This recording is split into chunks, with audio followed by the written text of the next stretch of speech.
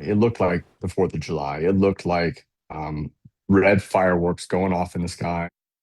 And a New Orleans doctor there caught in the middle of the crossfire, stuck in the middle of a growing war zone during a layover while he was on a family vacation. WDSU Investigates reporter Cassie Sherm is live in downtown where community members are also reacting tonight. And you have his incredible story there, Cassie.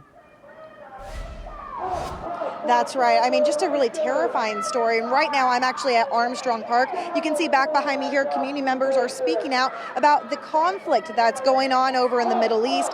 Meanwhile, I spoke to a doctor who's living the reality of what's going on overseas, thousands of miles away from home. My voice was pretty shaky and pretty crackly, and I just told her that um, it's getting real close. The room is shaking.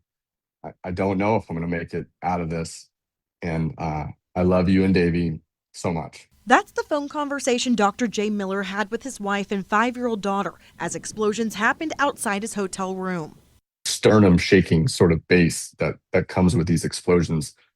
And it's terrifying. Dr. Miller is a pulmonary critical care physician with Ochsner who was trying to return to New Orleans after visiting family in India. He left his wife and daughter on vacation to get back to work. I've had to cancel my clinic for this entire week. That's going to have real impacts. That's because during a layover in Doha, Miller says his flight suddenly turned around after airspace closed, leaving him stranded overseas. People who had been up all night haven't slept and are very scared and anxious. A lot of yelling in the hotel lobby, a lot of crying, a lot of frantic phone calls. Since then, he's been stuck without his suitcase, staying at a hotel near the Persian Gulf, where he says warships sit and explosions continue nearby. During breakfast this morning, I was running down a stairwell with a bunch of other people trying to get to the basement to hide from the bombs.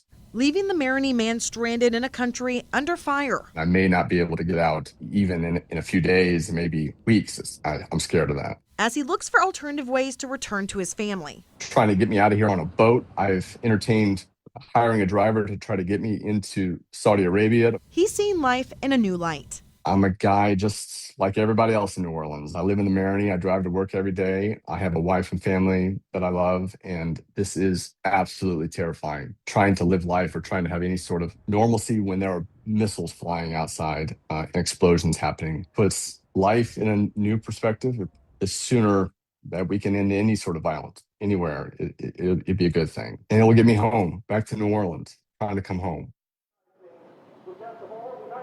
Now, Dr. Miller tells me he hopes his story will help U.S. leaders understand what's going on when it comes to Americans getting caught in the middle of this, and that more needs to be done to help bring them home. We'll be following his story closely. Reporting here in New Orleans, I'm Cassie Sherm. Back to you. All right, Cassie, thank you.